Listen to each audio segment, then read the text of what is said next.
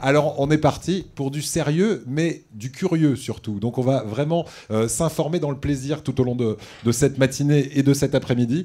J'appelle pour cette première table ronde qui a pour titre « Les nouvelles technologies au service des patients ». Et on aura un patient expert, notamment, qui s'appelle Eric Balès, qui va nous rejoindre dans une seconde, qui nous racontera son exploit, notamment sur le Mont-Blanc, mais aussi ce qu'il a fait avec une plateforme qui aide les personnes qui souffrent de la même maladie. On va avoir différents acteurs de la santé aussi sur cette table ronde, tous en lien avec les technologies, et ils nous donneront leur point de vue à propos de cette thématique. Alors j'appelle pour ce faire Taïsir Skiri, que je n'estropie pas votre nom, Taïsir, responsable des projets pour le Centre d'innovation et d'usage en santé qui organise cette journée. Bienvenue à vous, installez-vous. Et puis Eric Balès, donc ce patient expert dont je vous parlais à l'instant. Pauline Lao, chef de projet du Centre de référence des maladies rares au CHU de Nice. Merci de nous rejoindre, Pauline, installez-vous. Et puis Sabrina Sacconi, professeure en neurologie et chef du service au CHU de Nice. J'appelle également, parce qu'il y a du monde sur cette première table ronde, Loïc Menviel, professeur associé de marketing à l'EDEC. Et vous allez voir que c'est très large, puisqu'on va avoir un spectre qui va effectivement du marketing. Alors, je ne sais pas qui sont ces affaires. Voilà. Il ne faut pas demander, c'est Max, forcément, qui s'installe, qui s'étale partout.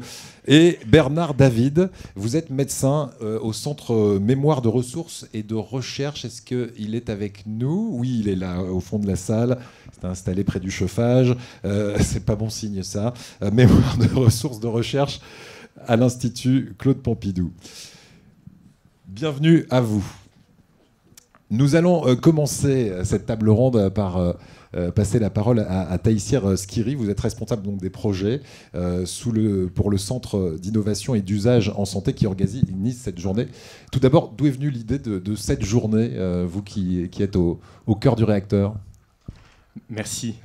En fait, nous, on travaille essentiellement avec les usagers. Et l'usage, le terme usage regroupe vraiment toutes les personnes qui vont interagir avec l'innovation. Puisque dans le centre d'innovation, il y a le mot usage qui est très important. Très important, pourquoi? Parce que quand on parle d'innovation, il faut que l'innovation en fait, coïncide à un vrai besoin. Et quand on parle de besoin, il faut que derrière répond à un usage, répond en fait à un besoin des patients, des usagers, que ce soit professionnels de santé, patients, institutions, des nouvelles organisations. Et donc, en fait, quotidiennement, dans notre pratique, on fait appel à ce genre d'usagers qui vont contribuer à l'innovation technologique. Mais on parle toujours d'innovation technologique, mais parfois on oublie que l'innovation, elle peut être aussi organisationnelle et qui est très important. On ne parlera pas simplement d'applications, de choses d'Internet, de télémédecine. Aujourd'hui, on parlait aussi de méthodes de travail. Exactement. On est dans une époque qui demande beaucoup de transformation, beaucoup d'adaptation. Et quand on parle d'adaptation, il y a la couche technologique, certes, mais il y a aussi la couche organisationnelle qui est très importante à mettre en place. Et donc, au Centre d'innovation et d'usage en santé, on essaye, en tout cas à notre échelle, de faire participer tous les acteurs pour qu'ils puissent en fait contribuer à cette innovation. Voilà. Et comme vous le disiez au départ, c'est l'usager qui vous importe, donc c'est vraiment le patient qui est au cœur de vos démarches. Alors, pour commencer, on ne va pas parler du patient tout de suite, puisque c'est une table ronde autour de l'innovation. Vous m'avez dit on va faire un zoom sur, parmi les innovations, 3 grands thèmes. L'intelligence artificielle, la télémédecine, les objets connectés. Qu'est-ce qu'on peut dire aujourd'hui de l'intelligence artificielle mise au service du patient et de la santé ? Tout à fait. En fait, l'intelligence artificielle, elle n'est pas nouvelle. En fait, on fait appel des algorithmes mathématiques parce qu'en fait, on utilise beaucoup l'intelligence artificielle comme terme. Mais au final, c'est des mathématiques, des algorithmes mathématiques appliqués à des nouveaux usages. Et au final, en fait, on bénéficie actuellement, la santé bénéficie d'expériences qui étaient déjà faites dans d'autres industries. Et tant mieux parce qu'en fait, on a déjà testé ces algorithmes dans d'autres industries et maintenant, on fait l'applicatif vers la santé. Donc la santé, au final, elle bénéficie d'expériences qui est déjà ultérieures dans d'autres industries. Et l'intelligence artificielle va révolutionner en quelque sorte le domaine de la santé et en plus, elle va faire bénéficier tout le monde parce que l'intelligence va permettre en quelque sorte d'automatiser des actes qui parfois étaient très chronophages, et en plus d'amener plus d'efficience, de ramener aussi la santé à tout le monde pour rendre la santé abordable, efficiente et accessible. Donc aujourd'hui, l'intelligence artificielle permet de faire des miracles parce que l'esprit humain, il a aussi certaines limites en termes de calcul, en termes d'interprétation des résultats. Et l'intelligence artificielle va venir en support à l'humain pour lui permettre en fait de comprendre des phénomènes complexes en un temps assez réduit que actuellement on ne pourra pas faire automatiquement. Alors, au-delà de l'intelligence artificielle, on a la télémédecine. Peut-être que l'intelligence artificielle rentre aussi en ligne de compte dans la télémédecine. On en est où aujourd'hui? Parce qu'on sait que c'est très très faible hein, aujourd'hui. Les téléconsultations, par exemple, pour ne parler que d'elles, c'est 2% sur 98% de consultations physiques. Qu'est-ce qu'on en dit? Tout à fait. En fait, en parallèle de l'intelligence artificielle, la télémédecine en tant que telle, il ne s'agit pas d'une nouvelle technologie. En fait, il s'agit d'une technologie, en fait, également à l'intelligence artificielle, qui va être utilisée à d'autres fins. Donc, en fait, quand on parle de télémédecine, avant de parler de technologie, il faut parler d'une nouvelle organisation de soins. Parce qu'en fait, il s'agit d'un usage. Les technologies Skype, tout le monde le connaît, WhatsApp, pareil. En fait, actuellement, au final, faire des vidéoconférences, tout le monde le fait depuis des années. La télémédecine, qu'est-ce qu'elle va permettre de faire? Déjà, en fait, c'est par rapport à la pratique de la médecine, elle va rapprocher les distances. On parle beaucoup de déserts médicaux et la télémédecine pourrait être l'une des solutions pour rapprocher les distances. Aujourd'hui, en fait, quelqu'un qui habite au nord de la France, il peut faire appel à son médecin traitant qui est ici à Nice. Et c'est génial parce qu'en fait, on ne parle plus des distances, on ne parle plus en fait de déserts médicaux, puisqu'il y a ce support-là. Et je dis, ce n'est pas le seul support. Il y a d'autres manières aussi de traiter les déserts médicaux. Et la télémédecine aussi permet de décourter le temps d'attente. On sait actuellement, en fait, pour avoir accès à quelques spécialités, il faut 3 voire 4 mois d'attente. Et la télémédecine va permettre aux patients d'accéder rapidement à son médecin, à des spécialistes, en un temps assez réduit. D'accord, et on verra que la télémédecine, ça peut humaniser un peu plus, parce qu'on a l'impression qu'avec cette notion de distance, ça déshumanise, mais le médecin peut aussi suivre plus régulièrement son patient. Les objets connectés, là aussi, ça, par exemple en télémédecine, c'est utile, mais pas uniquement. Tout à fait. En fait, au final, on va voir que tout se rejoint. En fait, la télémédecine, l'intelligence artificielle, les objets connectés. Et c'est très intéressant, les objets connectés, parce qu'aujourd'hui, on peut avoir des capteurs assez miniaturisés, de l'ordre de millimètres, qui vont permettre de récolter des données vitaux, parfois, pour les patients, et très, très importants pour les praticiens hospitaliers ou pour les médecins libéraux, en fait, pour les professionnels de santé de manière générale. En fait, les objets connectés, actuellement, on est passé des technologies qui sont assez volumineuses vers la miniaturisation, vers le wearables. Les wearables, c'est en quelque sorte les objets connectés qu'on va porter. Exemple, maintenant, on a de plus en plus des montres connectées qui peuvent récolter en fait des données comme la pression, le rythme cardiaque, la température. Et en fait, on en voit de plus en plus. Et les objets connectés, je peux citer par exemple les montres qui détectent les chutes pour les personnes âgées. Il y a des objets connectés aussi, des lunettes connectées qui peuvent aider aussi.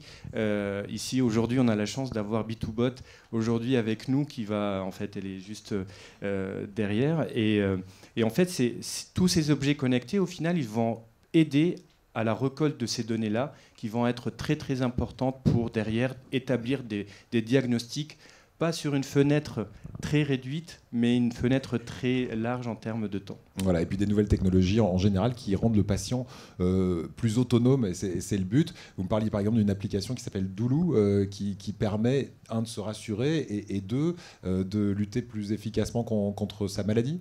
Tout à fait. En fait, de plus en plus, on utilise la technologie. Pourquoi? Pour venir en support aux patients.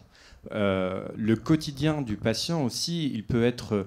Ces technologies vont permettre aux patients un meilleur suivi, et en plus, ça va permettre aux patients de s'autoréguler lui-même. En gros, le patient il va devenir acteur de sa maladie, acteur de sa santé. Avant, en fait, le patient délègue sa maladie, délègue sa santé à son professionnel de santé. De plus en plus, on a en fait, à travers ces nouvelles technologies, le patient va prendre possession de sa maladie. Il va être actif et non passif. Ouais. En parlant d'actif et passif, je rappelle que dans la salle, vous pouvez vraiment poser vos questions à tout moment. Est-ce que vous avez une question à poser, par exemple, à Taïsir sur ce qu'on vient de dire? Sachez que là, on a simplement balayé quelques-uns des thèmes qui vont être ensuite approfondis par nos différents intervenants. Une seconde. Non, pour l'instant, tout est clair. Et vous venez de parler de patients experts. Oui, dites-moi.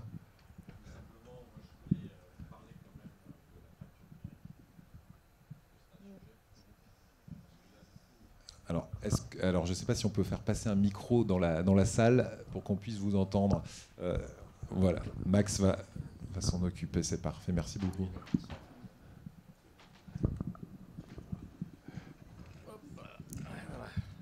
Oui, vous m'entendez? Oui, je voulais vous parler de la fracture numérique parce que la fracture numérique, aujourd'hui, dans notre pays, ça représente à peu près 14 millions de Français. Avec, il ne faut pas croire que ce sont que des personnes âgées, hein, bien entendu. Hein. D'ailleurs, pour les personnes âgées, c'est 85% des personnes âgées qui ne sont pas connectées et qui sont en situation de fracture numérique. Donc évidemment, je crois qu'en parallèle de ce qu'on peut mettre en place sur la télémédecine, je crois qu'il faut travailler, bien entendu, à cette problématique de fracture numérique. En tout cas, c'est ce qu'on fait, nous, dans le département, c'est ce qu'on a commencé à faire. Vous représentez quelle organisation? Alors moi aujourd'hui, je ne représente personne. Moi, je fais partie de la CEPAM de Nice, hein, la Caisse primaire d'assurance maladie de Nice. Il y aura une intervention tout à l'heure d'une de nos directrices. Mais moi, je travaille également sur le sujet donc, du renoncement aux soins. Hein, et donc, il y a un sujet très important sur la situation de la fracture numérique. Voilà. Donc il y a des projets qui voient le jour, il y a des choses un petit peu embryonnaires, notamment dans le département. Mais aujourd'hui, il faut quelque chose de massif si on veut lutter contre cette problématique. Voilà. Donc l'un, à mon avis, ne va pas sans l'autre. Voilà. Je voulais simplement dire ça. Faire voilà, une petite parenthèse là-dessus. Et le renoncement, c'est vrai que la CPAM a mis en place une plateforme pour recenser ces personnes qui renoncent, pour aller les chercher même et leur dire vous avez droit aux soins. Merci, on en parlera tout à l'heure effectivement dans le courant d'une de nos tables rondes. Autre question ? Voilà, on aura l'occasion d'en poser tout au long de la matinée. Le micro revient sur la scène et on a terminé votre intervention, Taïsir, en évoquant ces patients qui sont au cœur du dispositif et qui aussi parfois mettent la main à l'ouvrage. C'est le cas de votre voisin. On va passer la parole à Éric Balèze maintenant, que ses amis appellent le professeur Balèze. Et il y a de quoi. Bonjour Éric. Bonjour. Vous êtes, voilà, c'est votre surnom bien mérité. Vous avez créé une plateforme internet baptisée Mickey Connect parce que vous souffrez de cette maladie. Alors quand on parle de Mickey, ça s'écrit M-I-C-I. Qu'est-ce que c'est Mickey? Alors Mickey, c'est maladie inflammatoire chronique de l'intestin. Donc en fait, c'est la maladie de Crohn et la rectocolite hémorragique. Et effectivement, moi je suis atteint de cette maladie depuis l'âge de 14 ans. Et c'est vrai qu'avec cette maladie, donc, j'ai eu 3 cancers, l'ablation du côlon, prostate, vessie, rectum, vésicule biliaire, rétrostomisée, iléostomisée. Alors je vous raconte tout ça, c'est simplement parce que je suis aussi patient expert. Et c'est vrai qu'il y a une dizaine d'années, quand je me présentais en tant que patient expert, c'était mais expert en quoi? Vous prenez pour qui? Et c'est vrai qu'il fallait expliquer qu'effectivement, moi j'étais expert du vivre avec, et puis que le professionnel de santé était expert du savoir. Et effectivement, donc, dû à toutes ces complications, qu'est-ce que j'allais faire? J'allais sur Internet, comme tout le monde, chercher des informations. Mais c'est vrai, quand on est malade, il n'y a pas que la maladie, les traitements. C'est-à-dire qu'on va chercher aussi tout ce qui est droits sociaux, on va aller chercher les thérapies complémentaires, on va aller chercher la chirurgie, l'assurance, le voyage. Et c'est vrai qu'on est sur des sites, on ne sait jamais en fait, si l'information est bonne, si elle est validée. Et c'est vrai que j'avais eu l'idée, donc il y a 3 ans, de faire une plateforme. Alors au départ, c'est vrai que je l'avais plutôt conçue maladie chronique, parce que c'est vrai qu'on travaille beaucoup avec le ministère de la Santé. on est quand même assez suivi au niveau de l'association François Petit, parce qu'elle est assez dynamique et assez innovante, mais à chaque fois on nous dit pensez mutualisation. Et c'est vrai, quand j'avais fait donc, cette plateforme, moi, je l'avais fait plutôt maladie chronique avec des entrées par pathologie. Et c'est vrai que pour une fois, en fait, le ministère nous dit bah, écoutez, montrez-nous déjà ce que vous voulez faire avec votre pathologie. Et c'est comme ça en fait, que j'ai créé donc, Mickey Connect. Et en fait, j'ai essayé de mettre dans cette plateforme tout ce dont j'aurais eu besoin en tant que malade.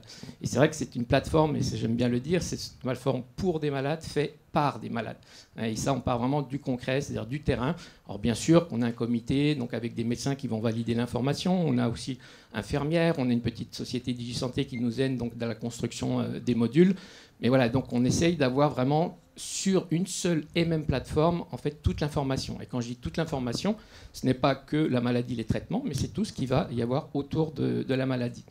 Et en fait, cette plateforme aussi, ce que je voulais, c'est qu'elle soit donc utile avant, pendant et après. C'est-à-dire avant, ben là on voit bien, moi quand j'ai commencé à tourner, parce qu'en fait, ben oui, j'ai réalisé plus de 400 vidéos pour mettre sur cette plateforme, parce que je voulais que ce soit traité vraiment en vidéo, c'est le moyen de communication d'aujourd'hui. Alors bien sûr, on a aussi des fiches qu'on peut télécharger, mais c'était vraiment la vidéo. Et les premières vidéos que j'ai faites donc d'un gastro, il me dit c'est drôle votre plateforme, en fait moi ce que je fais un PowerPoint et je l'envoie une semaine avant ma consultation à mes malades. Et il dit je gagne 10 minutes, un quart d'heure sur ma consultation. Et ça m'a fait plaisir, parce que c'est aussi le but donc, de cette plateforme. C'est de gagner du temps. C'est de gagner du temps. Et de se rassurer aussi.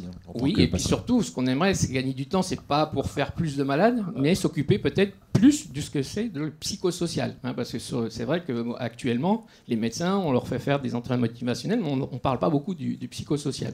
Donc c'est vrai que si on pouvait donner un peu de temps pour s'occuper un peu plus de ça, ce serait donc fabuleux. Donc en fait, voilà, c'est le avant, c'est-à-dire orienter peut-être le malade sur la plateforme pour gagner du temps. Moi, je sais que la dernière fois, j'intervenais dans un colloque, il y a une malade qui vient me voir, M. Balèze, on vient de me diagnostiquer une RCA, est-ce que je peux vous poser des questions? J'ai dit oui, si vous voulez. Elle avait 2 pages, c'est-à-dire 30 questions. J'ai passé 30 minutes à répondre à ces questions. Donc j'imagine le médecin en consultation, ça veut dire 30 minutes simplement à répondre aux questions. Donc ça veut dire qu'effectivement, c'est compliqué. Là, effectivement, à chaque fois qu'elle me posait une question, 90% se trouvaient sur la plateforme.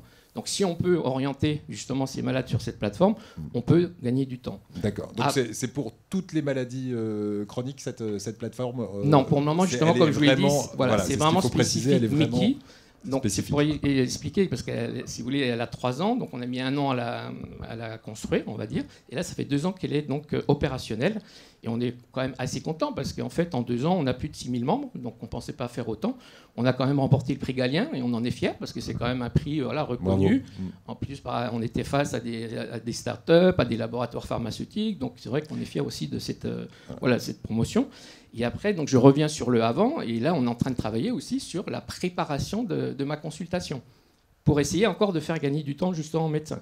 C'est-à-dire, comment simplement, on a aussi dans la plateforme « Je me surveille », c'est-à-dire vous avez des scores, un score sur la maladie qui va permettre de savoir, par exemple, si vous êtes en poussée active, modérée ou en rémission. Si c'est en poussée active, on va peut-être pouvoir accélérer justement la prise de consultation, parce que les médecins se plaignent qu'ils voient leur malade tous les 6 mois, et ça peut exploser en fait en 6 mois. Donc ça, c'est déjà aussi une chose, donc de pouvoir remplir en fait ces scores. Et en fait, il aura exactement tout ce qui s'est passé entre le dernier rendez-vous et le jour où il a le rendez-vous. Et en fait, on a des scores sur la maladie, la qualité de vie, sur la fatigue, on ne parle pas souvent dans les maladies chroniques et pourtant elle y est. Et puis, on essaye de mettre un maximum de scores pour que le médecin puisse choisir le score qu'il a envie. Pour vraiment, on essaye de donner en fait accès à cette plateforme aux médecins qui se l'approprient et qui mettent en fait ce qu'ils veulent dessus. Après, le pendant, ça va être les modules qu'on a mis. Donc, c'est vrai qu'il y a une petite intelligence artificielle, parce que vous allez avoir des données que vous allez rentrer donc, en 2 questionnaires quand vous rentrez dans la plateforme, et on repousse 2 questionnaires 2 ou 3 mois après. Et ce qui va permettre en fait, de faire un programme pour le malade. C'est-à-dire que le malade dit qu'il a une maladie de Crohn, il est sous biothérapie, il a des manifestations extradigestives. Et l'ordinateur va lui pousser le programme, maladie de Crohn, biothérapie. Alors, il est tout à fait, il a le choix, c'est-à-dire qu'il a envie de suivre le programme, il le suit, mais surtout on ne veut pas l'obliger, c'est-à-dire qu'il va chercher l'information qu'il a besoin, parce qu'on veut le garder sur cette plateforme et pouvoir le conserver sur une plateforme fiable. est agréé CNIL avec protection de données. Et je tiens à le dire parce que ça nous coûte cher aussi, parce qu'en fait, souvent, on a la fracture numérique, mais il y a aussi être sûr aussi de pouvoir donner voilà, la sécurité aussi des patients. Il n'y a pas aussi l'accès en fait, voilà, à la Wi-Fi et tout ce genre de choses-là. Donc oui, la fracture numérique, on essaye aussi voilà, d'y pallier en rendant aussi sur l'appli mobile. On a payé aussi pour une appli mobile pour qu'on puisse aussi voilà, l'avoir sur l'application. Et puis ben là, dernièrement, ce qu'on est en train de faire aussi, le pendant, c'est donc on l'appelle ça de e-accompagnement. Donc j'espère qu'un jour, avec les RS PACA, on essaiera de faire de la IETP, parce que pour moi, c'est la seule solution pour donner accès en fait, à cette éducation thérapeutique à des malades. Moi, ça fait 10 ans que je fais de l'éducation thérapeutique, ça fait 10 ans que j'ai des malades qui me disent « Monsieur Balès, vous êtes gentil, vous faites ça au CHU de Nice, nous on est à Digne, comment on peut bénéficier en fait, de cette ETP ? Vous voulez pas monter à Digne ?» C'est vrai que c'est compliqué. Ou alors, Monsieur Balès, vous êtes gentil, vous faites ça l'après-midi au CHU, mais on est malade, mais on travaille. Comment on peut bénéficier de ce genre de choses-là ? Sans parler aussi de l'accès à l'hôpital, une demi-heure pour se garer, retourner à l'hôpital, qui n'est pas forcément... Voilà, donc ça aussi, c'est ce qu'on est en train de mettre en place. On est en train de mettre aussi en place l'article 51, justement, sur l'innovation organisationnelle, pour essayer aussi de pérenniser en fait, ce genre de choses-là. Et il y a l'après, pour finir. L'après, effectivement, on fait de l'éducation. Il est intarissable. Hein. Il a compris qu'il était intarissable, mais après, j'aurais 2-3 questions quand même. Voilà. Et après, l'après, c'est simplement, oui, vous avez fini votre programme d'éducation thérapeutique, qu'est-ce que vous faites ? Vous êtes voilà, lâché un petit peu dans la nature. Là, donc, vous avez encore la plateforme où vous êtes en lien. Alors, je ne peux pas tout vous dire. Ce que je vous conseille, c'est de venir sur notre stand, parce que je ne peux pas faire la démonstration, ce sera plus facile à vous montrer, mais vous pouvez être en liaison avec votre médecin. C'est ça, c'est la question que je voulais vous poser, c'est que ce e-score dont vous parliez tout à l'heure, on peut vraiment l'envoyer à son médecin qui va considérer qu'il y a par exemple urgence à prendre un rendez-vous, etc. Donc ça a vraiment cette utilité-là. Voilà, cette plateforme, c'est très direct, on est en entrée malade, entrée proche, parce qu'on parle aussi de fracture numérique, mais ça peut être le proche, qui peut aussi intervenir pour le malade, pour éviter cette fracture aussi, des fois des personnes qui ne sont pas à même de manipuler l'informatique. Et il y a une entrée aussi soignant, parce qu'effectivement, c'est une mine d'informations aussi, on ne peut pas tout connaître non plus, donc ça permet aussi d'avoir cette information. Et moi, je vais venir sur l'avant, parce que vous disiez l'avant, l'après. L'idée de départ, vous vivez cette maladie depuis l'âge de 14 ans. Il y a eu des hauts, des bas. Vous parliez de psychosocial aussi dans cette affaire. L'idée embryonnaire de cette plateforme, si je dis qu'au départ, ce sont les Mikikawa que vous organisiez à Nice, c'est un petit peu ça, quand vous alliez prêter main forte à ceux qui se sentaient démunis et qui se sentaient carrément déprimés par cette maladie. Les Mikikawa, c'était quoi ? Expliquez. Avant de venir au Mikikawa, c'est simplement vous dire, moi j'étais anti-association, anti-malade. Moi, c'était un truc, j'avais horreur des associations. Je me dis, voilà, qu'est-ce que je vais faire là-dedans ? C'est les papis-mamies qui viennent faire des repas. Enfin, voilà l'image que j'avais. Ouais. Je peux vous dire que les médecins, c'est pareil. Parce qu'encore, on ne voulait pas me croire. J'avais amené justement donc, notre sous-directrice à venir voir donc, un gastroentérologue. Là. Je lui dis, mais qu'est-ce que vous pensez des associations ? Un paillasson plein de poussière. Mais effectivement, c'est vrai qu'en fait, on ne sait pas ce que font les associations. Ça fait peur. Moi, je sais que c'est vrai que ça me faisait peur. Et c'est une petite mamie, Gisèle Cartier, qui a été reconnue en fait, sur Nice, qui est venue 3 fois dans ma chambre pour m'accaparer dans son... Et elle y est arrivée. Ouais. Et je la remercie, parce que c'est vrai que c'est vraiment une femme qui me disait « Mais moi, tu sais, je suis contente d'être malade. Ça m'a fait comprendre la valeur du temps présent. » Je dis « Mais elle est folle, cette femme. Elle est contente d'être stomisée. Elle avait plus de 80 ans. » Et c'est vrai que finalement, maintenant, je pense comme elle, quoi. Et puis le but, donc, c'était, oui, moi, ce que j'avais envie, en fait, en tant que malade, c'était pas de savoir ce que disait le médecin, c'était surtout d'échanger des témoignages, des trucs et astuces. Avec les patients. Avec les patients. Et c'est pour ça qu'en fait, Mikikawa, au début, ils appelaient ça dans l'association groupe de parole. Ça me faisait fuir aussi. Il faut l'appeler Mikikawa. C'est une rencontre conviviale entre malades. Et on n'est pas obligé de parler de la maladie. Ça. On vient prendre un café. Alors nous, on a la chance d'être au bord de mer, donc c'est vrai que c'est encore mieux. Et puis vous voyez de toute façon que les discussions reviennent sur la maladie. Et puis finalement, ils sont contents parce que ça leur permet d'échanger.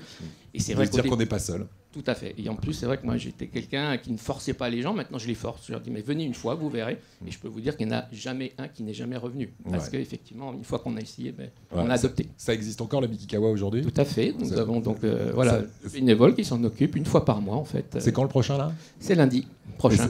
Et votre QG, rappelez-nous ? Le Dilano. Le Dilano, voilà. Comme ça, on est en bord de mer, comme vous le disiez, c'est plus sympa. Et moi, j'aimerais que Jean-Jacques nous remette le dernier dessin, parce que vous ne l'avez pas vu derrière. Je voudrais que vous nous expliquiez, parce que vous êtes un peu un super-héros aussi en tant que patient, parce que vous essayez de montrer aussi l'exemple, de dire, voilà, cette maladie qui est quand même très handicapante, qui nécessite beaucoup de soins. Et ben, vous êtes allé jusqu'au Mont Blanc, ça a été une tannée quand même d'aller jusqu'au Mont Blanc. Oui, je crois que vous mettez 1 million d'euros là, je ne le refais pas, donc ça c'est sûr. C'est vrai que des fois on se dit mais où est-ce qu'on va chercher cette énergie? Moi, c'est des questions que je me pose encore même aujourd'hui. C'est vrai que c'est un projet qui, au départ, c'était l'organisation du projet. J'étais pas censé le faire. J'adore organiser des événements et tout ça. Puis finalement, embarquer dans la chose. Et puis c'est vrai, moi comme je vous l'ai dit, hein, donc 3 cancers, plus de côlon, donc je pouvais pas manger. Ça veut dire qu'il fallait que j'arrête de manger. Donc il a fallu pendant 2 ans savoir comment j'allais faire. Donc en fait, j'ai pas mangé pendant 28 heures pour faire le Mont Blanc. Donc je peux vous dire qu'en fait, le Mont Blanc, vous consommez 7000 calories. Moi, j'ai consommé des petits gels, donc 4 petits gels. Je ne pouvais pas en prendre plus parce que ça me détraquait l'estomac. Donc 4 gels, ça fait 500 calories. Et j'essayais de mettre ces gels vraiment quand j'en avais besoin, avant de faire une montée qui était assez abrupte pour ne pas me retrouver. Voilà. Et puis finalement, oui, on avait 6 malades, il y avait 2 médecins, il y avait un chercheur pour montrer en fait la cordée solidaire. Donc je ne pensais même pas... Franchement, moi j'ai horreur de la montagne en plus, donc c'est pour vous dire. Moi je suis maire, je suis pas. Oui, non, mais c'est presque maso. Hein. Ah oui, même c'est carrément tout à fait. maso. Oui, non, mais ça je reconnais. Hein, et voilà, et puis finalement, c'est vrai que c'était une super expérience. Pas de faire le Mont Blanc, moi sincèrement, j'en ai rien à faire de Mont Blanc. Mais par contre, on est arrivé toutes les cordées, ce qui est déjà assez rare. Il y avait 7 cordées. Donc toutes les cordées et en même temps à 20 minutes, parce que vous savez quand ça souffle, il fait froid, je vous dis, vous ne pouvez pas rester trop longtemps non plus. Et là en fait on est tous arrivés au sommet, on était tout seuls, on avait le sommet pour nous. Donc si vous avez envie de voir le film, vous tapez un Mont Blanc pour y croire et puis vous pourrez voir en fait cette aventure. C'est ce qui s'appelle du dépassement de soi et vous pouvez l'applaudir. Il s'appelle Éric Balèze et le nom n'est pas usurpé. Merci à vous. Éric, Mickey Connect, on l'a vu, c'est une plateforme qui utilise en partie la télémédecine, ça tombe bien. Regardez comme les choses sont bien faites. On va parler de télémédecine avec Pauline Lahaut, qui est chef de projet du centre de référence des maladies rares au CHU de Nice. Merci d'être avec nous et bonjour. Bonjour. On va évoquer avec vous cette télémédecine. D'abord, l'état des lieux. Je disais tout à l'heure que voilà, on a l'impression qu'elle est très très peu utilisée aujourd'hui. C'est quoi la télémédecine aujourd'hui en France, peut-être plus particulièrement dans notre région? Aujourd'hui, c'est vrai qu'elle est très peu utilisée parce que ça prend du temps aussi au niveau organisationnel et au niveau des instances. Le monsieur de la CEPAM pourra le confirmer, ça prend du temps de se mettre en place. La télémédecine est remboursée, prise en charge par l'assurance maladie depuis seulement le 15 septembre 2018, donc c'est quelque chose de très récent. Donc forcément, il faut aussi mettre en place derrière des professionnels de santé qui sont capables de monter des projets de télémédecine et puis des professionnels de santé qui sont capables aussi d'expliquer et de suivre les patients en télémédecine. Donc il faut aussi former aux outils. C'est vraiment un nouvel usage, comme le disait Taïsir. Donc c'est vrai qu'il faut former les gens. Les médecins ou les professionnels de santé sont plutôt ouverts à la télémédecine aujourd'hui ou il faut quand même expliquer beaucoup avant qu'ils s'ouvrent à ces technologies? Ils sont ouverts. Il y a toujours évidemment les réticences côté professionnel comme patient qu'un jour la machine remplace complètement l'humain et qu'on ne voit plus son médecin que au travers d'un écran. Je pense que c'est pas le cas. Il faut vraiment voir ça comme un outil qui vient en support voilà, pour assister le médecin, mais les consultations physiques pour moi elles perdureront parce qu'il y a forcément à un moment donné un besoin pour le médecin de voir physiquement son patient, de le faire venir à l'hôpital dans une structure qui puisse être capable de le prendre en charge. En gros, qu'est-ce qu'on peut faire aujourd'hui en télémédecine essentiellement ? Essentiellement des téléconsultations, donc c'est-à-dire un patient qui est capable de consulter avec son professionnel de santé, son médecin, donc via une téléconférence, un petit peu comme un Skype, et puis qui puisse aussi faire remonter des données médicales au travers de ces plateformes. Ça, c'est une première chose. La seconde chose qu'on peut faire, qui fait gagner aussi beaucoup de temps, c'est la téléexpertise. Là, c'est lorsque 2 médecins, 2 professionnels de santé discutent d'un cas peut-être un petit peu complexe. Donc, c'est en l'absence du patient. Et ce professionnel de santé peut demander l'avis d'un spécialiste en disant, voilà, j'ai eu aujourd'hui dans mon cabinet ce patient. C'est vous qui le suivez parce qu'il a une maladie rare. Moi, je suis un petit peu démunie face à ça. Qu'est-ce que je dois faire ? Est-ce que je peux lui prescrire tel ou tel médicament, voilà. Et donc là, c'est une téléexpertise et c'est vraiment un échange entre 2 professionnels. Oui, c'est ça aussi la télémédecine. Et un temps qui est valorisé. Voilà. Donc c'est les principaux, pour le moment, actes qui sont en tout cas pris en charge par l'assurance maladie. Après, il y a d'autres versants qui sont très intéressants, qui sont la télésurveillance. Donc là, on peut mettre à disposition un objet connecté chez le patient et on va récolter comme ça des données médicales. Par exemple, on peut suivre à distance sa tension artérielle et puis paramétrer des petites alarmes. À un moment donné, ça devient trop élevé ou ça devient inquiétant. Donc le médecin peut recevoir par email, SMS, attention, là votre patient va pas bien, ou le patient aussi reçoit une petite alerte, contactez votre médecin. Donc là, c'est vraiment aussi un suivi qui est beaucoup facilité. Et puis aussi la téléassistance, qui est un dernier acte qui permet à un professionnel de santé d'assister un autre professionnel de santé à distance qui est en train de réaliser un acte sur un patient. D'accord. Aujourd'hui, la télémédecine, c'est essentiellement pour les personnes qui sont isolées ou ça correspond aussi à des citadins ? Je pense que la télémédecine, elle est pour tout le monde. On a tous, même en ville, un intérêt à gagner du temps et s'éviter des déplacements. Après, elle est vraiment, je pense, un atout et un enjeu majeur pour les personnes qui sont isolées. Ça, c'est vrai que c'est la première cible parce que non seulement il y a un besoin de les prendre en charge, mais il y a aussi un besoin de les évaluer régulièrement. Et ça, c'est vraiment compliqué quand un patient habite loin, de venir souvent pour voir son médecin, pour être évalué, pour la recherche, pour participer au protocole de recherche. C'est des visites qui sont très régulières. Quand les patients habitent loin, ils se privent quelque part de participer à des protocoles de recherche qui leur donnent accès à des thérapies innovantes. Donc c'est sûr que c'est une cible qui est hyper importante, mais je pense qu'il faut que ça se démocratise pour tout le monde. On a tous intérêt à téléconsulter. Et quand vous disiez effectivement que le médecin peut être prévenu d'un problème par ces objets connectés, c'est vrai que ça rapproche aussi le médecin de son patient, même si télémédecine, on se dit ça va créer de la distance. Au contraire, ça peut aussi permettre d'avoir des rendez-vous plus réguliers. Exactement, il le verra peut-être plus souvent. Voilà, et c'est ça. Qu'est-ce qu'on peut dire de ces objets connectés qui se développent aujourd'hui ? Qu'est-ce qu'on peut faire dans une téléconsultation ? On peut prendre ma tension, par exemple. Il paraît qu'il y a aussi des reconnaissances faciales qui permettent de faire du diagnostic. Et qu'est-ce que c'est, ça ? Ça, c'est vraiment expérimental, mais donc, ça fait appel à l'intelligence artificielle, à ces algorithmes de reconnaissance faciale. Et puis, nous, c'est intéressant pour des patients qui ont des atteintes des muscles de la face, puisqu'on travaille sur des maladies neuromusculaires.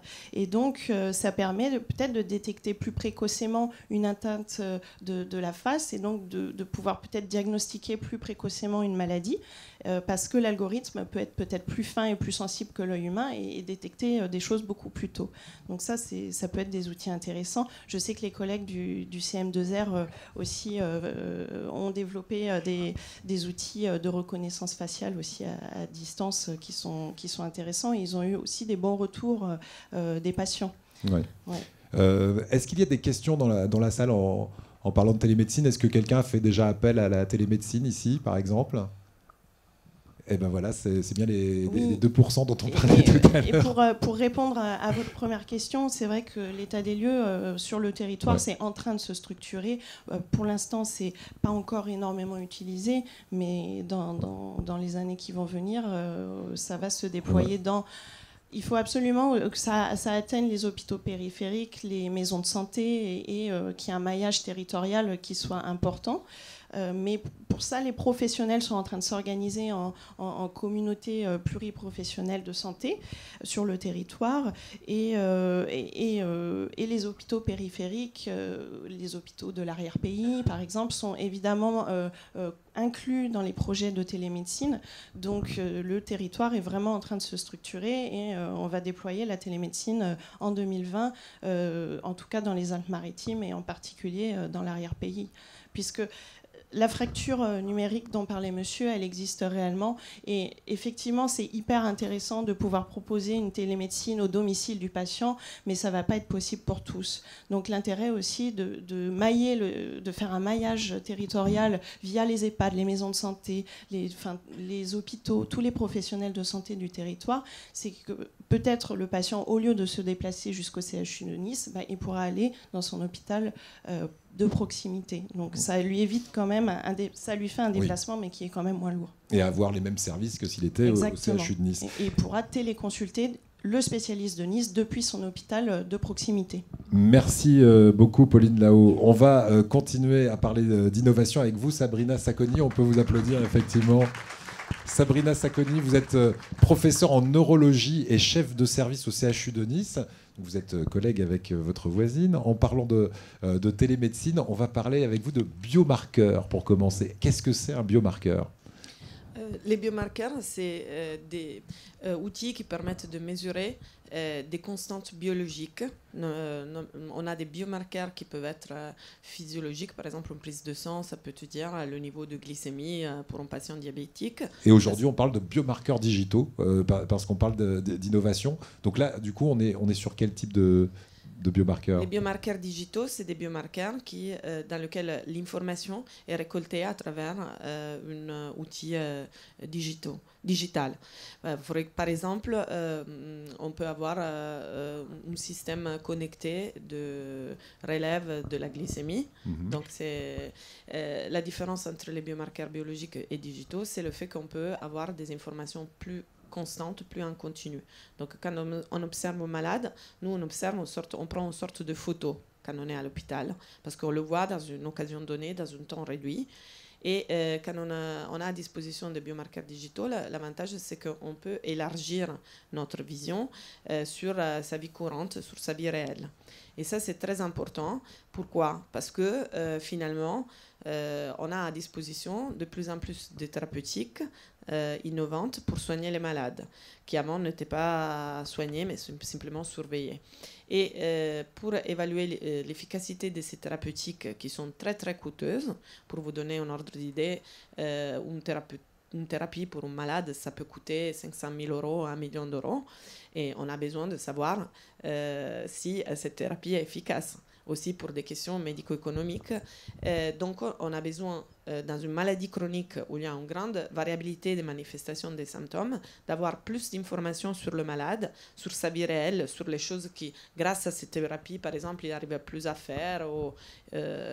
Et pour ça, les biomarqueurs digitaux représentent un véritable atout qui permettra d'avoir plus d'informations et de juger si cette thérapie, plutôt que l'autre, fait avancer l'état de santé du malade. Est-ce que vous avez un exemple concret à nous donner, une maladie sur laquelle vous travaillez particulièrement aujourd'hui et qui, grâce à ces biomarqueurs digitaux, fait des pas de géant ou peut-être des petits pas qui permettent, en tout cas aux patients, d'être mieux soignés ?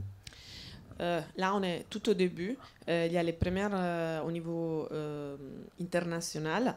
On a les principaux maisons pharmaceutiques qui discutent sur les biomarqueurs digitaux, qui commencent à faire des symposiums. On a les agences régulatrices, la FDA américaine et l'autorité de santé française, qui commencent à accepter l'idée des biomarqueurs digitaux. Donc, on a eu le premier biomarqueur digitaux Actimio, qui c'est un accéléromètre qui a été validé comme biomarqueur dans la dystrophie musculaire de Duchenne. Mais on est vraiment tout au début. Nous sommes en train au CHU de Nice de développer différents biomarqueurs digitaux pour... moi, je travaille dans une maladie qui s'appelle dystrophie facio-scapulo-humérale. Ouais. Donc, du nom, on peut comprendre pourquoi l'intérêt on comporte au visage. Donc, à mesurer des différents paramètres du visage pour le diagnostic. C'est ce dont on parlait tout à l'heure, ces reconnaissances faciales qui permettent d'être beaucoup plus précises. Ouais. Exactement, on travaille ensemble sur ce projet de reconnaissance faciale pour le diagnostic de maladies neuromusculaires, qui est un projet qui a été financé par le CHU de Nice. Et, comment on peut dire, on travaille aussi sur le fait de pouvoir évaluer le malade avec ça. Et en collaboration aussi avec l'Institut Claude Pompidou qui s'occupe du versant cerveau, donc du versant plutôt Alzheimer, et nous on s'occupe plutôt du muscle. Et de l'autre côté, on a par exemple une autre chose intéressante, c'est des outils pour mesurer la capacité du patient à bouger les bras dans l'espace. Parce que très souvent dans cette maladie, ils n'arrivent pas à lever les bras. Ouais. Donc si on donne une thérapeutique, il devrait arriver à lever les bras et à explorer l'espace. Et ça, ce sont des exercices que le patient fait chez lui tous les jours devant une caméra. Comment ça se passe En concrètement? gros, on a une caméra Kinect, s'appelle, qui regarde le malade et avec un avatar qui lui dit les exercices à faire. Lui, il les fait devant cette caméra. Écran, et nous, on enregistre les données. D'accord. Alors, à distance, ou est-ce qu'il faut qu'il vienne aujourd'hui au À l'heure CHU? actuelle, on est dans le stade où il doit venir au CHU. D'accord. Mais on est en train de développer ça après par téléphone. Il y a d'autres outils qu'on est en train de développer sur la motilité distale, donc deux doigts de la main. C'est les patients qui sont en fauteuil roulant qui doivent utiliser la main pour bouger leur joystick pour le fauteuil. Oui. Ça, peut-être, c'est très important pour eux. Et donc, on essaye d'évaluer cette motilité distale à travers des outils qu'on développe directement sur le téléphone. D'accord. Et ça permet de quoi d'évaluer cette motilité oui. dont vous parlez? Il y a une interaction, aussi une autre chose très intéressante, une autre suggestion très intéressante qui est venue de la collaboration avec l'équipe de l'Institut Claude Pompidou, qui est l'idée d'introduire l'aspect ludique dans ces évaluations, parce que c'est vrai que je suis malade, on m'évalue toute la journée, j'ai envie de faire quelque chose qui ne m'ennuie pas. Donc on introduit l'idée du serious game, ou de l'aspect ludique, pour pouvoir avancer sur aussi, maladie. que le patient passe plus de temps à utiliser notre... Voilà, c'est de l'humour français. Hein. T'as de biomarqueurs, tu sais, c'est un vieux film chez nous, vous connaissez peut-être, pas de beaux yeux. Voilà, donc, mais bravo, notre dessinateur fou qui continue à illustrer. J'ai gagné le loto médical. On me fait une thérapie à 1 million d'euros. Oui, parce que tout ça coûte très cher. Est-ce que, parce que vous me dites, ça commence à être reconnu par les instances, oui. les biomarqueurs, ça veut dire qu'aujourd'hui, l'argent, il ne vient pas forcément de façon importante. Où est-ce qu'on va trouver les moyens de développer ces biomarqueurs digitaux, par exemple? Les moyens alors, les maisons pharmaceutiques, ils investissent des billions et des billions d'euros. Parce que si une thérapeutique coûte 1 million d'euros, vous imaginez bien que eux, ils vont investir énormément pour pouvoir développer ce système. Parce que si on fait un essai thérapeutique, dans un laps de temps d'une année, évaluer une maladie chronique avec différents types d'atteintes fait que c'est très compliqué. Et donc, il y a des médicaments qui sont peut-être efficaces, mais pour lesquels c'est très difficile et très coûteux de démontrer l'efficacité, parce qu'il s'agit d'une maladie qui évolue sur 20 ans ou 30 ans. Donc, le fait de pouvoir avoir à disposition plus d'informations, des outils d'intelligence artificielle, et finalement, j'allais dire des cobayes, entre guillemets, beaucoup plus nombreux grâce à ces appareils. Je pense ça permet de faire avancer la recherche beaucoup plus vite. Oui, ça permet de faire avancer la recherche et aussi il y aura, ce sera très important d'évaluer si la thérapeutique est vraiment efficace, parce que vous imaginez que si l'État dépense autant d'argent pour soigner les malades, il voudra savoir si c'est efficace ou s'il y a une autre thérapie qui est plus efficace. Et je voulais aussi faire une réflexion concernant les objets connectés et la e-santé en général. C'est le fait que nous, on a affaire avec des malades qui sont des maladies chroniques et très souvent, l'handicap, c'est un peu les autres. Par exemple, si je suis en fauteuil roulant, je ne pourrais pas monter sur ce parc parce que j'ai des... Oui. Donc, il y a aussi d'autres domaines sur lesquels on peut travailler. Mais la e-santé permet aux malades, l'exemple, c'est lui qui nous a été montré par M. Balèze, de dépasser des barrières, de pouvoir continuer à travailler chez eux, de pouvoir continuer à suivre des cours chez eux, de pouvoir, comment on peut dire, interagir de manière avec l'environnement. Donc il n'y a pas seulement la e-santé dans l'hôpital, mais il y a aussi la e-santé dans la ville. Et à Nice, il y a vraiment une grande attention de ce que je peux voir à introduire, à faire devenir la ville une ville connectée et qui permet aux personnes qui ont des difficultés qui soient soit des maladies rares, des handicaps moteurs, des handicaps mentaux, mais aussi à des sujets qui vieillissent, de pouvoir s'intégrer mieux et d'avoir moins de barrières pour être autonome. Merci beaucoup. On va lire ce dessin tout frais. Votre montre connectée, elle donne aussi l'heure. Ça va pas? Vous êtes malade ou quoi? Oui, c'est vrai qu'aujourd'hui, la montre connectée, elle fait beaucoup plus que donner l'heure et on s'en apercevra tout au long de la journée. Merci beaucoup, Sabrina Sacconi. Est-ce que vous avez des questions dans la salle? Oui, alors on va essayer de... Bon, on va faire travailler... C'est Romane qui va travailler pour nous. Merci, Romane. Bonjour Sabrina. En t'écoutant, je me suis posé la question de savoir, par rapport à cette recherche publique du CHU, à qui appartenaient les données et donc quelle était la gestion de la confidentialité, ou est-ce que ça appartient à l'industrie qui a financé, est-ce que ça appartient à Google? Voilà. Non, parce que nous, c'est le CHU de Nice qui nous a donné, on va dire, on va pas être critique, mais un tout petit budget pour développer ce projet. Ça fait 12 mois qu'avec Pauline, qui est à mes côtés, on se bat pour remplir tous les papiers qui nous ont été envoyés. On a encore eu un délai de 2 mois de réflexion pour que tous les circuits soient vraiment sécurisés, qui permettent de garder, parce qu'on travaille sur le visage du patient, donc sur la reconnaissance, donc les données doivent être vraiment sécurisées. On a des règles européennes, on a dû signer tout un tas de papiers pour la sécurité et vraiment on a des hébergeurs qui sont des hébergeurs attitrés et en plus on doit démontrer que vraiment tout le circuit des données est sécurisé et je pense que la France c'est un des pays au niveau européen qui tient le plus à la sécurité de ces données. Donc que ce soit la télémédecine, que ce soit le projet de recherche, que ce soit comment on peut dire, toutes les données de santé sont vraiment très sécurisées par la France. Et parfois, cette sécurisation peut... C'est un handicap pour vous? Peut faire qu'on met beaucoup plus de temps par rapport à d'autres pays européens à sortir de tous ces papiers pour finalement commencer le projet. Mais je pense que c'est quelque chose de très important à sauvegarder parce que c'est des données qui appartiennent aux patients et qu'aux patients et pas aux boîtes pharmaceutiques ni au Google ou autre chose. L'éthique est respectée. Merci beaucoup. Autre question dans la salle éventuellement? Voilà, juste à côté, c'est parfait.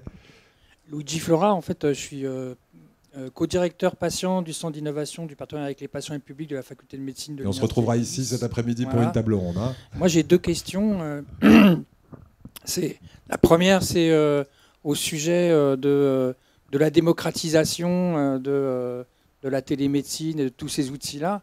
En fait, est-ce que vous avez des données sur les résistances parce que souvent, on parle de la non-connaissance ou de la résistance des citoyens, des patients. Mais qu'en est-il de la résistance des professionnels de santé? C'est un peu la question que je posais tout à l'heure à Pauline, là-haut. Et j'ai une résistance vraiment de la part des médecins pour faire entrer ces caméras, cette télémédecine chez eux. Et j'ai une deuxième question pour la dernière intervention. C'est quelle est la capacité d'accès des patients à ces données? Puisque ça leur appartient. Parce que en fait, moi, je travaille sur l'analyse de, vous savez, ce qui se passe en ce moment, là, les conférences citoyennes sur le volet e-santé, ma santé 2022. Oui. Et donc, dans ces conférences citoyennes, ce qui ressort beaucoup, c'est que les gens ne savent pas qu'ils ont accès à leurs données, quoi. Dans la loi, ils ont accès, mais ils ne le savent pas. Parce qu'il y a des difficultés d'accès à ces données. Alors peut-être on va commencer par les freins que vous pourriez rencontrer ou pas de la part des médecins. Non, de la part des médecins, ils sont quand même plutôt enthousiastes parce que ça va leur faire gagner un temps précieux et les médecins courent après le temps, ils sont débordés. C'est un coût pour eux ou ils sont aidés quand ils se font équiper par exemple en télémédecine? C'est un coût pour le médecin? c'est Ou un le coût professionnel de santé, pour d'ailleurs, hein. l'institution parce qu'il y a évidemment un matériel à au moins mettre à jour, où il faut quand même des PC, des webcams performantes, des enceintes, voilà. Mais après, il y a aussi évidemment une solution de télémédecine à acheter. Donc il faut s'abonner, il faut monter des parcours, il faut créer des parcours. Voilà, ça a un coût pour l'institution, ça a un coût pour les institutions et pour les professionnels de santé qui souhaitent rejoindre la télémédecine. D'accord. Ça, Mais ils c'est sont évident. aidés en ça par les institutions. Oui, ils sont aidés parce que les institutions sont vraiment en train de se coordonner et de s'organiser pour déployer la télémédecine sur le territoire, et ils sont en train de travailler tous ensemble.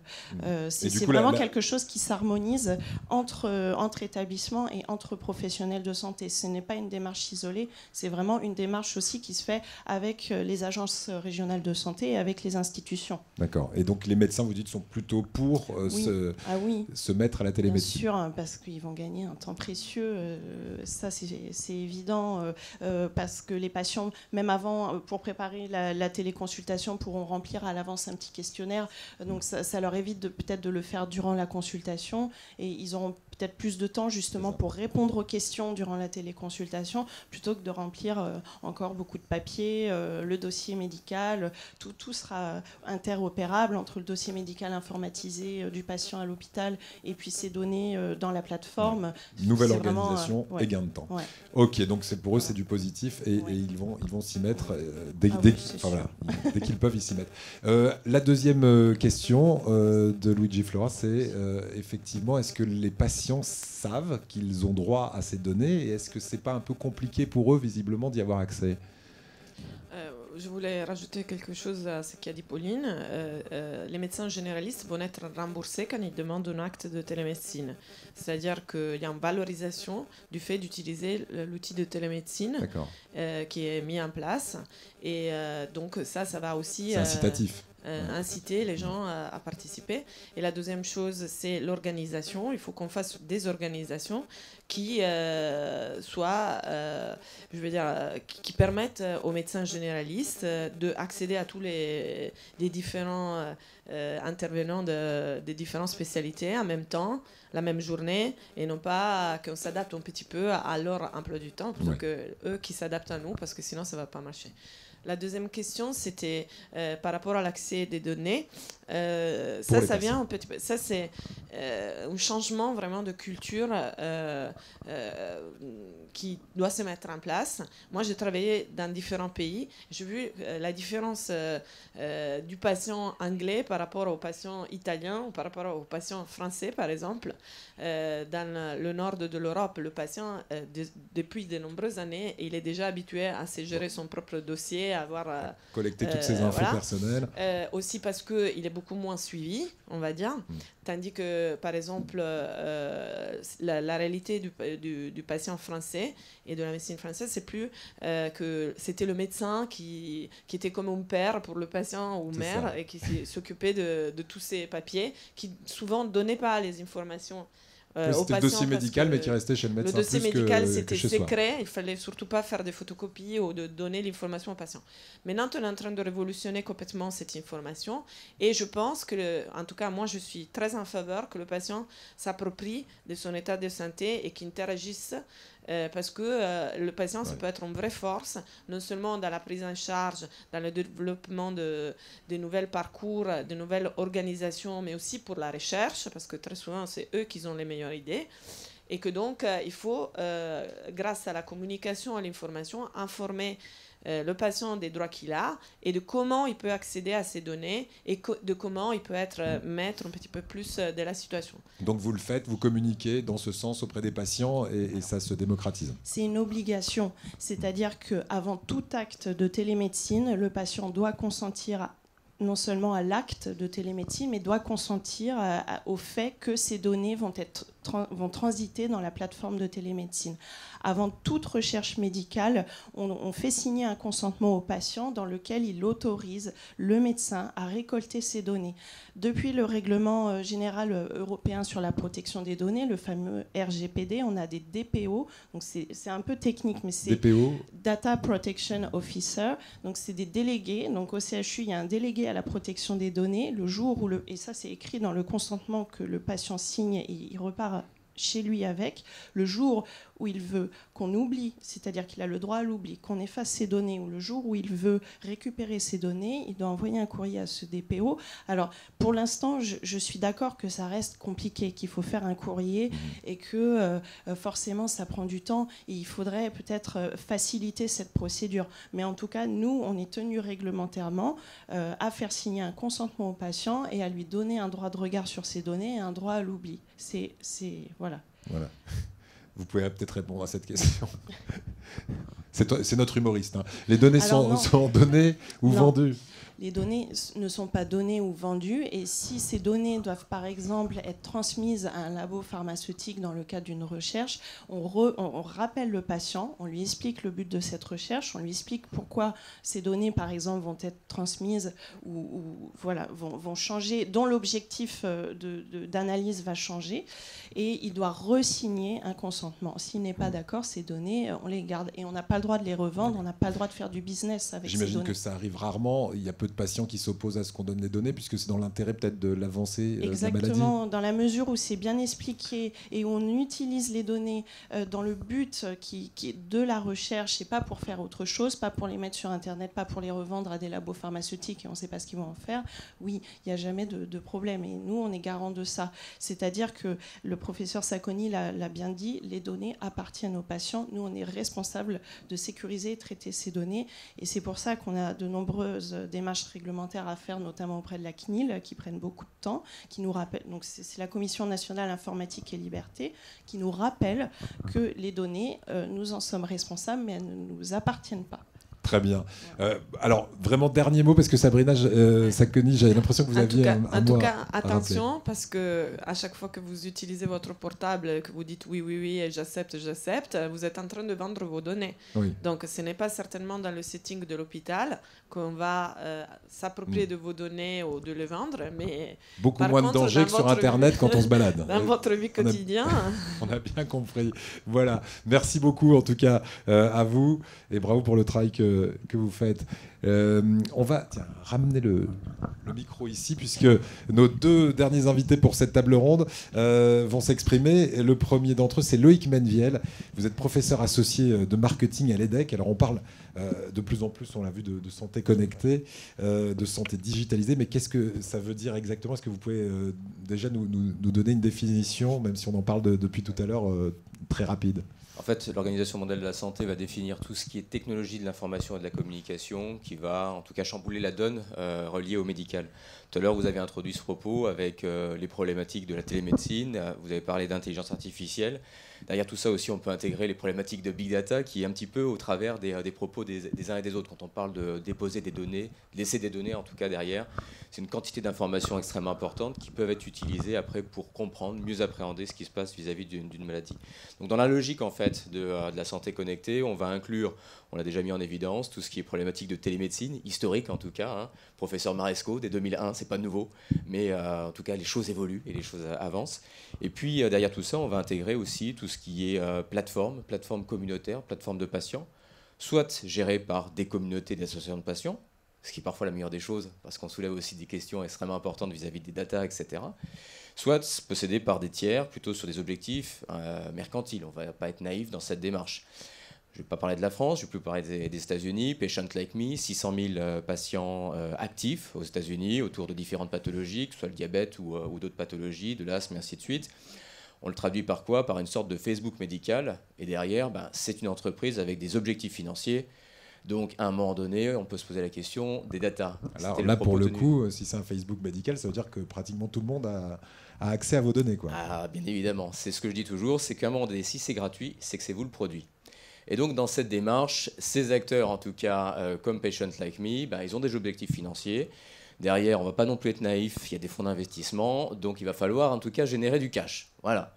Et puis dans cette approche aussi, dans le panorama de la santé connectée, on a d'autres éléments, en tout cas je parlais des communautés de patients, qui là sont sur un objectif bien évidemment beaucoup plus noble, et de remettre véritablement au centre de la préoccupation le patient pour pouvoir ici trouver des éléments qui vont être plus en phase avec l'identification d'effets secondaires, l'identification en tout cas de différents signaux faibles, qui vont permettre pour vous, en tant que praticien, en tant que chercheur, en tout cas, d'identifier ce qu'on va appeler des signaux forts. Ce que je veux dire par là, c'est toutes les traces qui peuvent être des éléments insignifiants au travers des dépôts d'informations, de commentaires, en tout cas d'individus. On peut parler en tout cas de bases, enfin pas de bases de données, mais en tout cas de traces d'informations, notamment sur l'AFA. Ça fait depuis maintenant quasiment 30 ans, en tout cas, que les patients échangent sur les plateformes. Et on imagine que derrière tout ça aussi, c'est toute une richesse d'informations qui peut aider pour mieux comprendre les mots, pour mieux comprendre aussi des effets secondaires vis-à-vis de certains traitements ici à ce sujet. Et puis la dernière étape, c'est bien évidemment, on a parlé, les objets connectés en santé qui bousculent, qui chamboulent la donne dans ce paysage du numérique, de la santé en tout cas disruptée par le digital. Et indirectement aussi au travers des propos des uns et des autres, aussi on voit de nouveaux entrants sur ce marché qui chamboulent cette donne. On va parler des GAFAM tout simplement. Des acteurs qui étaient très loin du domaine du médical et qui ont une maîtrise algorithmique, c'était les propos que vous teniez tout à l'heure au tout début de cette introduction, qui maîtrisent une compétence en tout cas de l'algorithme. Alors c'est vrai qu'on en parle beaucoup aujourd'hui, en 2020 on dit voilà, l'algorithme, big data, c'est des mots que les marketeurs adorent utiliser, je suis mon mea culpa. C'est très souvent très moderne de dire ça, c'est pas moderne un algorithme, on est d'accord. Un algorithme, c'est Turing, et c'est les années 50. Sauf qu'aujourd'hui, la seule chose qui différencie la démarche, c'est la quantité, la volumétrie d'informations et la puissance de calcul de tous ces outils. Et ça va aider en tout cas les médecins. Ça va aider la recherche, et c'est un élément fondamental. C'est ça, c'est efficace. Même un Facebook de la santé, comme vous le définissiez tout à l'heure avec Patient Like Me, ça donne des résultats. On a des résultats tangibles de recherche qui avancent, qui progressent. Alors, Patient Like Me aux États-Unis, mais a priori à disposition. Ou c'est que du marketing, justement, c'est que mercantile. Mystère de l'art, c'est que tout sonne vrai alors que tout est faux. Je vais dire ça comme ça.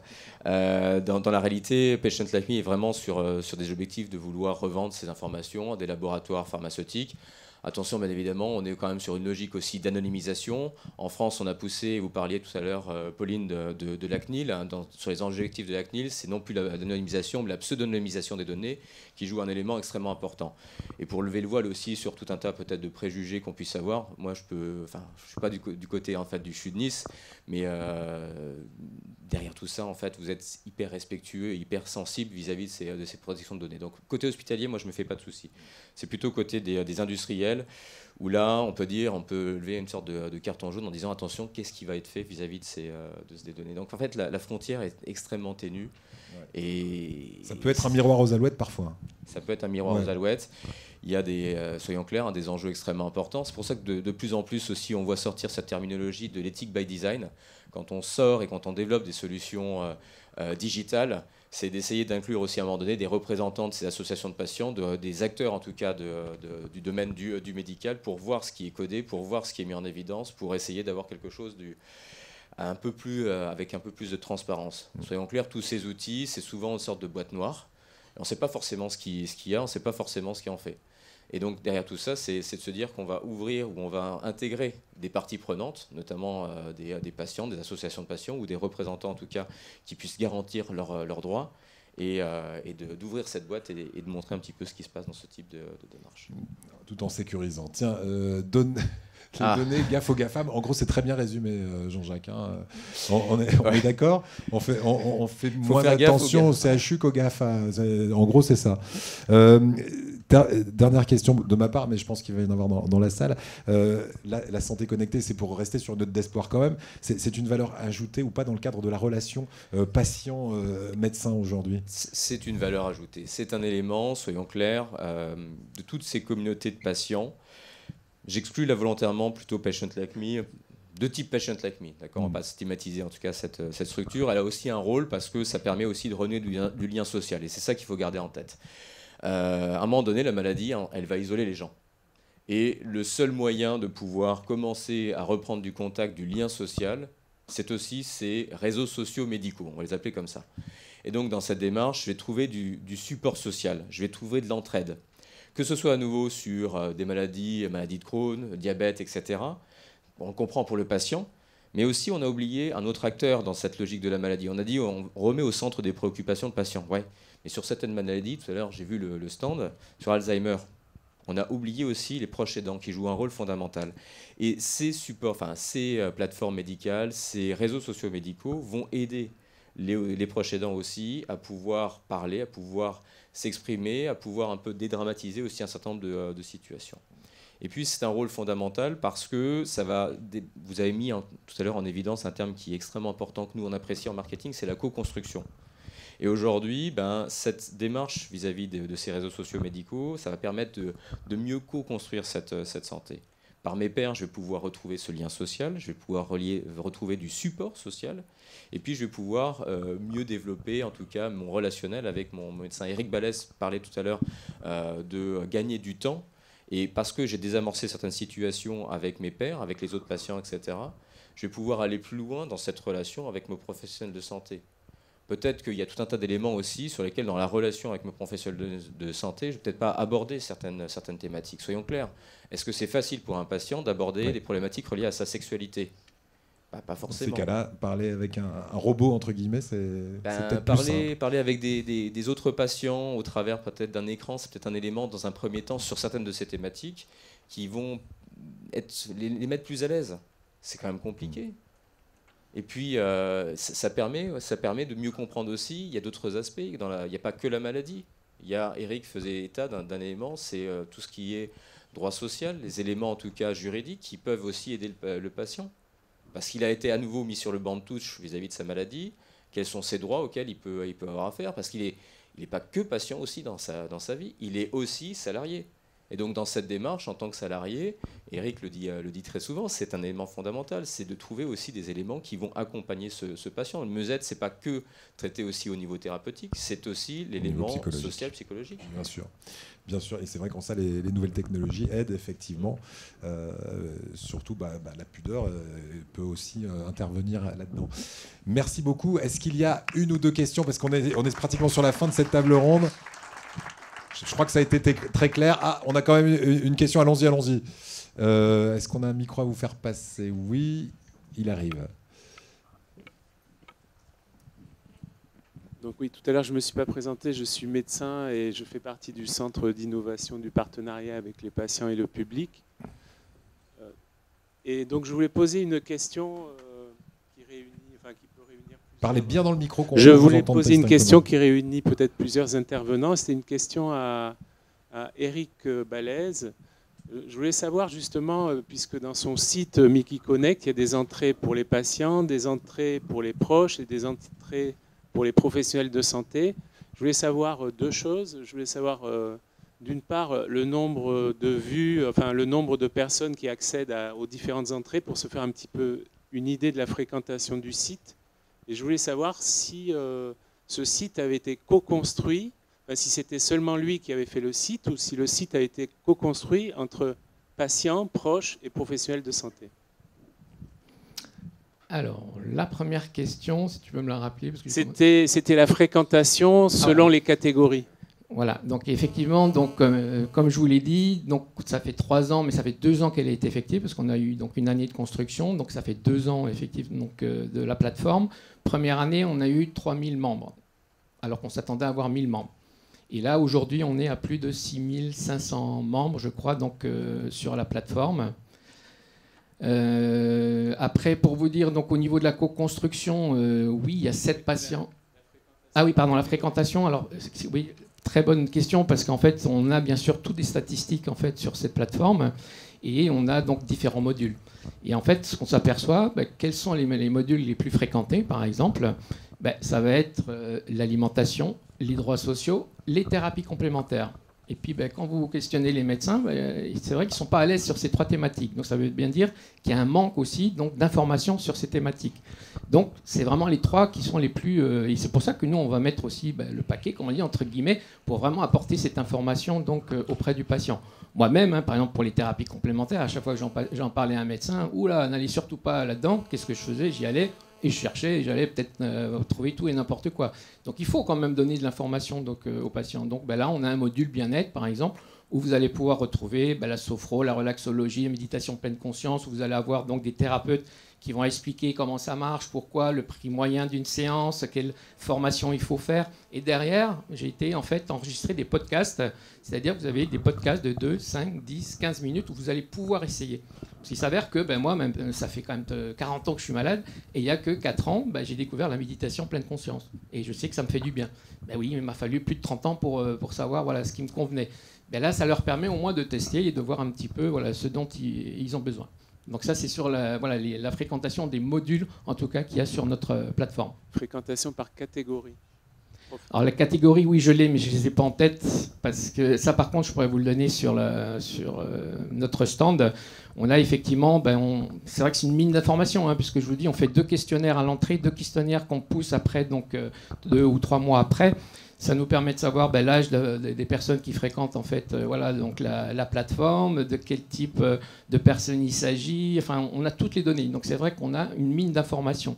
Et je rebondis sur ce que disait Loïc aussi, c'est que effectivement, on a 30 ans de forum. Et là, on vient de créer en fait une plateforme qui s'appelle Parole de patient. Et en fait, on a crawlé 30 ans de forum. C'est-à-dire qu'on a essayé de ressortir les mots qui étaient le plus utilisés par les malades. Et c'est ça qui fait ressortir, comme on parlait tout à l'heure, des effets secondaires, par exemple. Nous, ça fait plus de 3-4 ans, on dit qu'il y a un problème aussi avec tout ce qui était donc dentaire. C'est-à-dire au niveau des caries, des abcès. Ils viennent juste de ressortir, oui, effectivement, il y a quelque chose. Ça fait 2 ans qu'on le dit justement aux chercheurs, allez, il y a quelque chose qui se passe, et maintenant, ça y est, ça se fait. Donc c'est vrai que c'est assez précurseur. Et moi, comme je tourne aussi des films, par exemple, là, j'ai tourné un film, je suis en train de tourner un film sur la vaccination, ça me permet aussi de taper sur l'Evercrawl, vaccination, peur. Et on a tout, en fait, les dialogues, donc toutes les peurs, les craintes en fait, des malades, ce qui fait que moi, je vais prendre celles qui reviennent le plus fréquemment pour pouvoir justement les traiter dans les films. Alors c'est très bien parce qu'on va terminer avec Renaud David et on va rester sur la même thématique.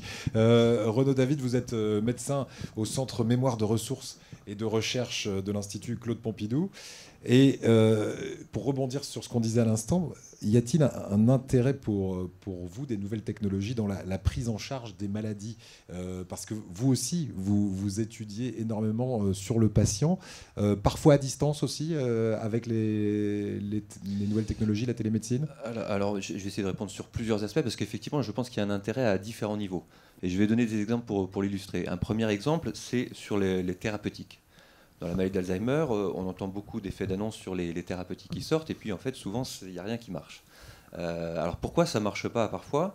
Un exemple criant, c'est ce qui s'est passé récemment sur les traitements dits anti-amyloïdes, qui sont des traitements dits modificateurs du cours de la maladie, parce qu'ils vont cibler une anomalie très spécifique de la maladie. Et on s'est rendu compte que ces médicaments ne marchaient pas, et une des raisons qui pouvait l'expliquer, c'est que les gens qui recevaient ces médicaments n'avaient pas de problème amyloïde dans leur cerveau. Pourquoi ? C'est-à-dire qu'on a donné des traitements anti-amyloïdes à des gens qui n'avaient pas de problème d'amyloïde dans leur cerveau. On se dit, mais c'est ridicule, pourquoi avoir fait ça ?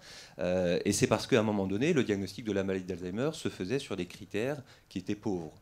C'est-à-dire quelques tests de mémoire, éventuellement un scanner cérébral, et on posait un diagnostic. Et donc des patients se sont retrouvés inclus dans les protocoles thérapeutiques, avec un diagnostic entre guillemets vrai, parce qu'ils avaient vraiment des troubles de mémoire, mais d'un point de vue biologique, ils n'avaient pas l'anomalie qu'on cherchait à traiter. Et donc c'est comme donner un vaccin antigrippal à quelqu'un qui n'a pas la grippe, a priori ça ne devrait pas faire grand-chose.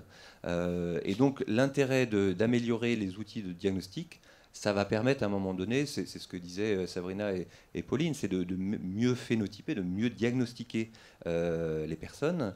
Et dans ce cas-là, si on fait un bon diagnostic biologique, on va pouvoir proposer un traitement qui est ciblé sur l'anomalie biologique en question. Donc ça, c'est un intérêt majeur parce que si on n'est pas capable de faire ça, on va rester dans une impasse thérapeutique encore de nombreuses années. Ça, c'est un premier exemple pour l'illustrer. Un deuxième exemple pour illustrer ce qui a été dit jusqu'à présent, c'est oui, la nouvelle technologie, elle a un intérêt pour surveiller et pour monitorer les personnes qui ont des maladies chroniques au long cours. Typiquement, moi, je vois des gens qui viennent tous les 6 mois en consultation et je les vois 30 minutes. Et on essaie de faire le point en 30 minutes de ce qui s'est passé pendant 6 mois. Et même si on a un œil aguerri, parfois on passe quand même à côté de choses. Notamment, une maladie, c'est le jour et c'est aussi la nuit. Dans certaines maladies chroniques, c'est des événements qui se passent la nuit. Et regarder quelqu'un 30 minutes ou l'examiner, parfois on passe à côté de choses. Et donc ces outils de surveillance Quels sont-ils d'ailleurs ces outils de surveillance pour Alors, la maladie il y a d'Alzheimer, des par exemple outils comme ceux qui ont été. Il y a des biomarqueurs. Oui, il y a des biomarqueurs, mais c'est aussi ce qu'on appelle des biomarqueurs au sens moderne du terme. C'est pas de la biologie vraiment, c'est ce que peuvent observer des capteurs. Un des exemples, c'est des capteurs type caméra qui sont placés dans l'environnement du malade. Nous, on avait fait une expérience comme ça, où on avait proposé de mettre des caméras au domicile des personnes et dans des maisons de retraite qui filmaient la personne, mais qui ne la filmaient pas au sens inquisiteur. Oui. C'était au sens où on capturait leurs mouvements, des moments de vie, sans capturer leur intimité. Parce qu'il y avait un traitement informatique qui nous permettait, même pour des raisons de stockage d'informations, quand on enregistre des vidéos 24 heures sur 24 pendant 6 mois, il faut s'associer avec Google pour avoir des gros disques durs. Donc ça, c'était pas possible pour le CHU de Nice d'avoir des aussi gros disques durs. Donc on capturait l'enveloppe physique des gens et puis on analysait leur comportement. Et donc cette analyse sur 6 mois nous permettait d'avoir des évaluations très précises de comment était leur sommeil, par exemple. Est-ce qu'ils avaient chuté pendant la nuit ? Est-ce qu'ils avaient des moments d'agitation à certains moments de la journée ? De manière très très précise, sans qu'on soit obligé d'interroger le proche ou d'interroger quiconque. Et ça, c'était extrêmement pertinent. C'était tellement pertinent que, pour des raisons d'éthique qui ont été évoquées tout à l'heure, c'est que quand j'avais déposé ce projet initialement, les autorités m'avaient dit « Mais docteur David, vous allez proposer des caméras à domicile chez des gens, mais jamais personne ne voudra. » Donc tout le monde me disait ça, personne ne voudra des caméras chez soi. Et la petite histoire, c'est que donc, finalement, on a eu l'autorisation du comité d'éthique de mettre des caméras. On a installé les caméras chez les gens, et c'est quand on leur a retiré les caméras que j'ai eu des plaintes. Ouais, ça mais de la part des patients, parce qu'ils se sentaient rassurés par le fait d'avoir des caméras à domicile. Et les premières plaintes que j'ai eues, entre guillemets, c'était les soignants des maisons de retraite qui avaient peur que ce soit une façon déguisée de surveiller le travail de nuit du personnel d'hôpital. Mais à aucun moment, les usagers avec la maladie ne se sont plaints d'avoir un outil de surveillance très précis sur une longue durée. Et c'est aussi ce que font des usagers quand ils viennent me voir en consultation. Ils viennent avec des bracelets connectés ou avec des enregistreurs de mouvement ou de sommeil et on regarde ensemble leurs données. Et c'est ça qui est super, on gagne du temps parce qu'ils ont imprimé leur rapport et puis on discute ensemble du rapport de choses qu'ils ont eues pendant 6 mois. Et c'est aussi intéressant sur un troisième aspect, c'est l'aspect télémédecine. C'est que effectivement sur le bassin niçois, vous avez Nice qui est une plaine au bord de la mer, mais les Alpes-Maritimes, c'est aussi des montagnes qui sont à 10 km. Et j'ai certains patients, il leur faut 2 heures de taxi pour venir faire leur consultation d'une demi-heure tous les 6 mois. Et quand vous avez 30 ans, peut-être que c'est facile.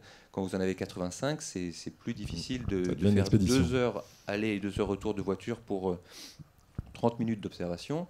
Et très clairement, pour certaines personnes que je connais très très bien, je n'aurais aucune difficulté à les voir par écran et faire en sorte qu'ils restent juste dans leur environnement, dans leur domicile, ou qu'ils aillent dans la maison de santé la plus proche de leur lieu d'habitation dans un village, et qu'on fasse le point, notamment dans des situations qui sont des situations d'urgence ou de semi-urgence pour ça peut être des troubles du comportement ou des événements brutaux, un syndrome confusionnel, un événement ponctuel qui nécessite une consultation d'urgence.